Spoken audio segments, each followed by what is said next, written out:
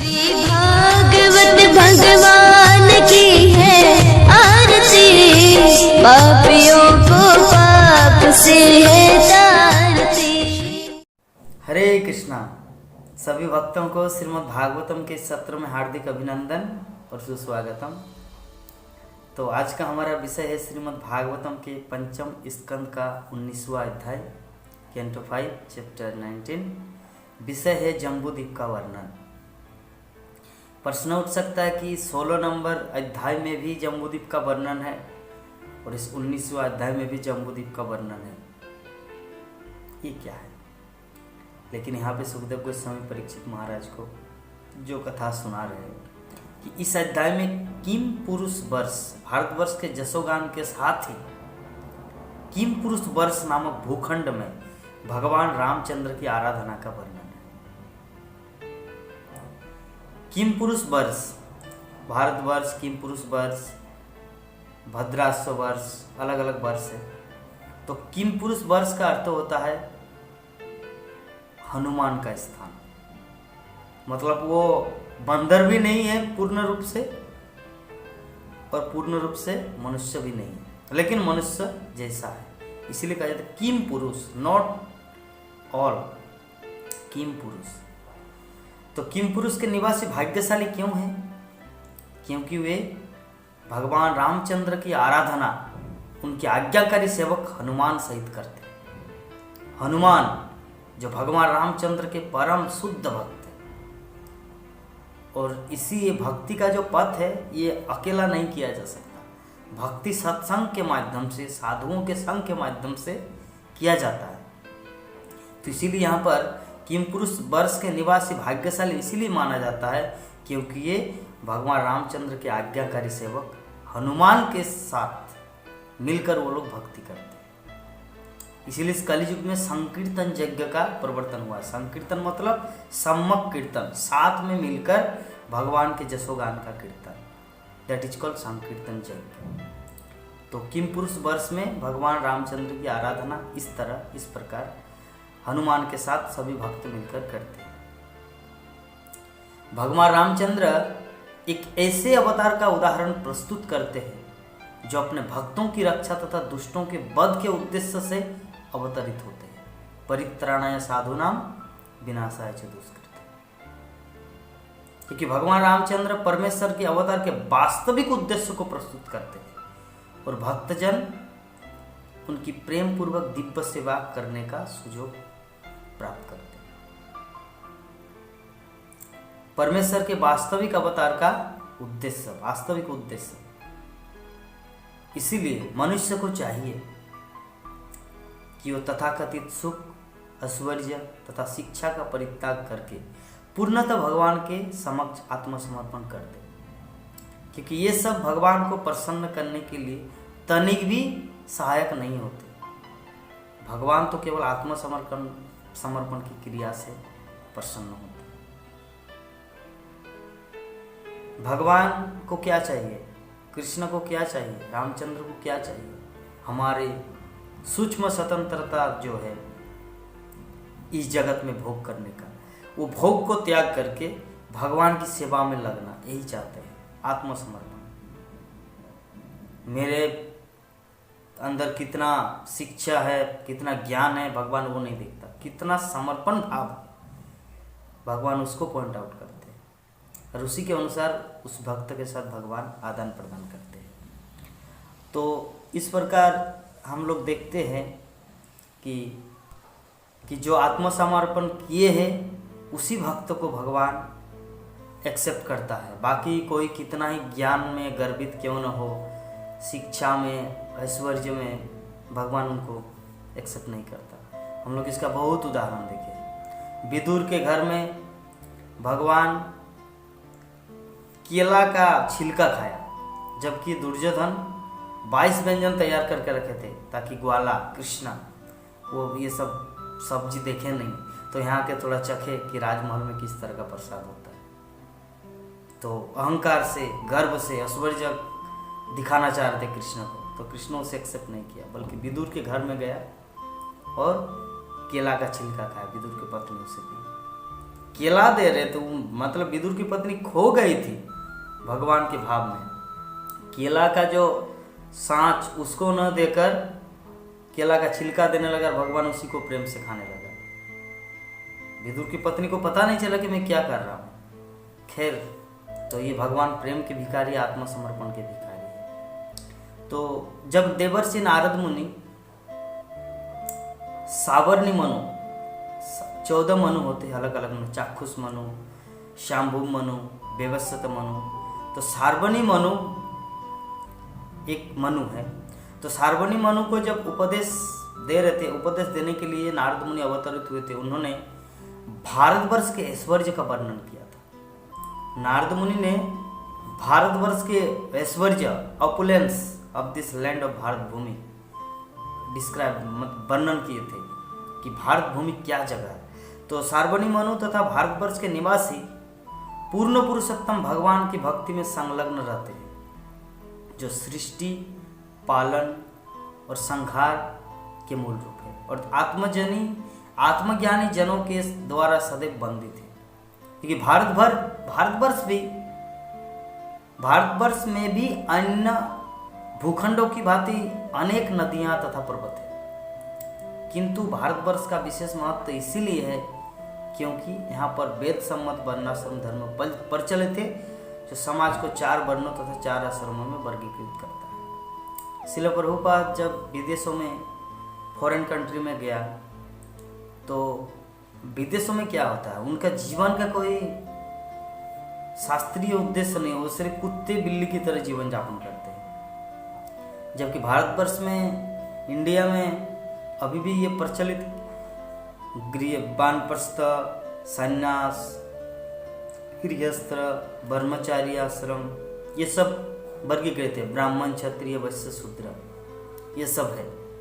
जबकि विदेशों में ये नहीं है। तो भारतवर्ष की भूमिका या भारतवर्ष में इतनी महानताएं या महान व्यक्तित्व क्यों पाए जाते हैं? क्योंकि वो लोग शास्त्रों के निर्देशों को यथासंभव अपने जीवन में पालन करके अपने जीवन को ढालते हैं। क्योंकि भारतवर्ष की महिमा इसीलिए है क्योंकि यहाँ पे समाज के 4 वर्णों तथा 4 आश्रमों को वर्गीकृत करता है। यही नहीं, नारद मुनि के अनुसार यदि वर्णाश्रम धर्म के पालन में कोई क्षणिक बाधा भी पहुंचती है तो तुरंत ही उसको पुनर्जीवित किया जा सकता है। तो वर्णाश्रम धर्म में दृढ़ रहने के कारण क्रम से परम पद की प्राप्ति और भौतिक बंधन से छुटकारा मिलता है। ये जो वर्णाश्रम धर्म है, क्योंकि वर्णाश्रम धर्म का उद्देश्य क्या है? भगवान विष्णु की संतुष्टि। क्योंकि भगवान विष्णु चतुर्वर्ण्यं मया सृष्टं गुण कर्म विभागस्य, भगवान ने ये सृष्ट, ये प्रक्रम चालू किए हैं कि व्यक्ति धर्म के नियम पर, धर्म के पथ पर चले। और जब कोई धर्म के पथ पर चलता है तो भगवान प्रसन्न होते हैं, और जब भगवान प्रसन्न होता है तो व्यक्ति सुखी होता है। तो इसीलिए इसको, जब भगवान प्रसन्न होता है तो उसको भौतिक बंधन से छुटकारा ऑटोमेटिक मिलेगा जब उसका मृत्यु हो। ये शरीर को त्यागने के बाद वो भगवान के धाम को चले जाते हैं। क्यों? क्योंकि भगवान उनके प्रति प्रसन्न है। इसीलिए वर्णाश्रम धर्म इतना इम्पोर्टेंट है। तो वर्णाश्रम धर्म के नियमों के पालन में भक्तों की संगति का सुअवसर मिलता है, जिसमें श्री भगवान के प्रति सेवा भाव की सुप्त प्रवृत्ति जागृत होती है और पापमय जीवन से छुटकारा मिल जाता है। क्योंकि वर्णाश्रम धर्म सिस्टम इस तरह किया गया है कि इसमें पाप का स्थान ही नहीं है। हर जगह एक आदर्श, आइडियल लाइफ दृष्टांतित किया गया है ताकि सभी धार्मिक बने और अपने जीवन को निर्वाह करें। तब मनुष्य को भगवान वासुदेव की विशुद्ध भक्ति करने का अवसर प्राप्त होता है। जब कोई सत्वगुण में, ये वर्णाश्रम, जब कोई धार्मिक जीवन जीता है, तब वो भगवान के प्रति प्रेम या भगवान के प्रति सेवा का भाव लाभ उठाता है। क्योंकि भारतवासियों को ऐसा अवसर मिल सकने के कारण स्वर्गलोक में भी उनकी प्रशंसा की जाती है। ये भारतवर्ष, लैंड ऑफ भारत भूमि, क्योंकि ये लोग साक्षात डायरेक्ट भगवान की सेवा करता है, अर्चा विग्रह की सेवा करते हैं, हरिनाम करते हैं, श्रीमद् भागवतम सत्संग करता है। तो ये जो भगवत भक्ति जो मनुष्य जीवन में जो दुर्लभ है, तो स्वर्गलोक के जो देवी देवता है वो लोग को भी ये प्राप्त नहीं होता। डायरेक्ट भगवान की सेवा करना, जिसके कारण स्वर्गलोक के निवासी भी भारतवर्ष की प्रशंसा करते हैं। यहाँ तक कि इस ब्रह्मांड के सर्वोच्च लोक ब्रह्मलोक में भी भारतवर्ष के स्थान की चर्चा अत्यंत रुचिपूर्वक की जाती है। ब्रह्मलोक जो 14 भुवन है, 14 भुवन में हम लोग देखते हैं कि ब्रह्मलोक जो है वो सबसे ऊपर का लोक है, सबसे ऊपर है। लेकिन फिर भी ब्रह्मलोक में भी भारत भूमि की चर्चा विद्यमान है, क्योंकि भारत भूमि में साक्षात भगवान की सेवा होता है। जबकि वो जो ब्रह्मलोक, स्वर्गलोक, जनलोक, तपलोक, वहाँ पे सभी अपने अपने कुछ ड्यूटी दिया गया है, जो जिसका जो ड्यूटी, जैसे स्वर्गलोक में वायुदेव का काम क्या है? वायु प्रवाहित करना इस ब्रह्मांड में। सूर्यलोक का काम है सूर्य प्रकाशित, सूर्य किरण देना। इंद्र का काम है वर्षा देना। धन कुबेर का काम है धन देना, लक्ष्मी का। तो इस तरह अलग अलग देवियों का विभाग है। किंतु जो मनुष्य है भारतवर्ष में, जो साक्षात भगवान नारायण की, भगवान कृष्ण की भक्ति करता है, वो तो ये सब इस जगत का काम नहीं कर रहा, वो तो भगवान की भक्ति मीन्स गोलोक वृंदावन का काम कर रहा है।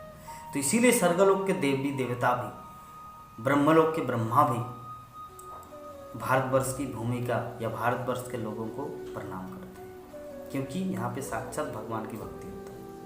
तो इस ब्रह्मांड के विभिन्न लोकों में तथा विभिन्न जोनियों में समस्त बद्ध जीवों का विकास हो रहा है। इस प्रकार कोई भी जीव ब्रह्मलोक को प्राप्त कर सकता है, किंतु उसे पुनः पृथ्वी पर उतरना होता है, जैसा कि भगवद गीता में पुष्टि की गई। आब्रह्म भुवनालोका पुनरावर्तिन अर्जुन। कोई अपने धार्मिक यज्ञ करके, पुण्य करके स्वर्गलोक को जा सकते, ब्रह्मलोक को जा सकते, लेकिन वो स्थान तो परमानेंट नहीं है, स्थायी नहीं है, उसको तो लौट कर यहाँ पे आना पड़ेगा। तो यदि भारतवर्ष के वासी वर्णाश्रम धर्म का दृढ़ता से पालन कर और अपनी सुसुप्त कृष्ण भावनामृत को विकसित होने दे, तो मृत्यु के पश्चात उन्हें इस भौतिक जगत में लौटने की आवश्यकता नहीं रह जाती। क्योंकि जिसको भारतवर्ष में जन्म मिला, उसको ये जो हमारे अंदर जो कृष्ण प्रेम, जो प्रेम करने की जो प्रवृत्ति है, जो सुसुप्त कृष्ण प्रेम, ये जो प्रेम अगर कृष्ण को किया जाए, विकसित करे, डेवलप करे कृष्ण के प्रति प्रेम, और वर्णाश्रम धर्म का भी पालन करे। वर्ण और आश्रम मीन्स वानप्रस्थ, ब्रह्मचारी, गृहस्थ, सन्यासी, आश्रम और वर्ण ब्राह्मण, क्षत्रिय, वैश्य, शूद्र, अपने अपने क्वालिटी, गुण, प्रवृत्ति के अनुसार काम करना। ये वर्णाश्रम धर्म और सुसुप्त कृष्ण भावना को अगर हम लोग जागृत करें, विकसित करें, तो मृत्यु के बाद इस जगत में लौट कर आने की जरूरत नहीं है। साक्षात सीधा भगवत धाम को चले, जहाँ सिद्ध आत्माओं द्वारा श्री भगवान की चर्चा सुनने को। ब्रह्मलोक में क्या है, चाहे वो ब्रह्मलोक ही क्यों न हो, जीवात्मा के लिए अनुकूल स्थान नहीं है जहाँ पर भगवान की कथा सुनने को नहीं मिलता। किंतु यदि किसी ने भारतवर्ष में मनुष्य का जन्म लेकर आध्यात्मिक उन्नति का लाभ नहीं उठाया, तो सचमुच ही उसकी स्थिति दयनीय है, शोचनीय है। यदि भारतवर्ष की भूमि में कोई सर्वकाम भक्त है, अर्थात वो किसी भौतिक कामना की पूर्ति करना चाहता है, तो वो भी भक्तों की संगति करने से समस्त कामनाओं से मुक्त होकर अंत में शुद्ध भक्त बन जाता है और बिना किसी कठिनाई के भगवान के धाम वापस पहुंच जाता है। यही है भारतवर्ष की भूमिका। भारतवर्ष में इस अध्याय के अंत में श्री सुखदेव गोस्वामी महाराज परीक्षित से जम्बूद्वीप के अंतर्गत 8 उपद्वीपों का वर्णन किया है। तो इस भारतवर्ष में जन्म लेने का इतना ये जो सौभाग्य है हमारा, कि जहाँ पे साधु संतों का वास है, धाम है, वृंदावन धाम, मायापुर धाम, जगन्नाथ पुरी, बद्रीनाथ धाम, तो जहाँ पे भक्तों का संग मिलता है। और श्रील प्रभुपाद जो इस्कॉन सोसाइटी सारे विश्व में, पूरे भारतवर्ष, पूरा पृथ्वी को भारतवर्ष बना दिया, जहाँ पर भगवान की भक्ति देखने को, सुनने को, अनुभव करने को या अपने जीवन को डेडिकेट करने को मिलता है, कि भगवान कृष्ण के लिए अपने जीवन को किस तरह डेडिकेट करके अपने मनुष्य जीवन को सार्थक कर सकते हैं। तो खैर, आज का जो हमारा विषय था, हनुमान अपने भक्तों सहित समस्त किम पुरुष वर्ष के निवासी भगवान रामचंद्र की आराधना करते हैं। तो वही स्थिति भारतवर्ष में मनुष्य को मिला है, जो हम लोग श्रील प्रभुपाद के आश्रय में भगवान श्री कृष्ण की भक्ति करने का सुयोग प्राप्त हुआ है। तो इस सुयोग को हम लोग को नहीं छोड़ना है। सब तरह का फैसिलिटी भगवान कृष्ण हम सबको दिए हैं। भारतवर्ष में जन्म मिला, मनुष्य जीवन मिला, इस कलयुग में जहाँ पे चैतन्य महाप्रभु हरे कृष्ण महामंत्र चारों दिशाओं में सर्व जगत में प्रचारित हो चुका है। तो हम लोग को हरे कृष्णा कृष्णा कृष्णा हरे हरे, हरे राम राम राम हरे हरे, ये महामंत्र का सर्वदा जप करना है, कीर्तन करना है, संकीर्तन करना है और सर्वदा सब समय इस श्रीमद् भागवतम की कथाओं में रुचि लेना है। क्योंकि ये सब भागवत की कथाओं में रुचि लेने से क्या होगा, हमारा कृष्ण भावनामृत का जो पथ है वो बहुत ही सुगम हो जाएगा। हम लोग पूर्ण रूप से भगवान के चरणों में अपने आप को आत्मसमर्पण कर पाएंगे। क्योंकि भागवत की कथाओं में क्या वर्णन है कि भक्तजन कैसे विषम परिस्थितियों में भी भगवान की शरण लेते हैं। तो हम तो बहुत सरलता से बहुत सुंदर जीवन है, तो क्यों न भगवान की शरण में जाकर भक्ति चालू करें। तो इसीलिए हम लोग को सर्वदा सब समय श्रीमद् भागवत के साथ रहना चाहिए, श्रीमद् भागवत की कथाओं में रुचि लेना है। तो आप सभी भक्तों को बहुत बहुत धन्यवाद श्रीमद् भागवतम के सत्र में आने के लिए, कथा श्रवण करने के लिए। हरे कृष्ण।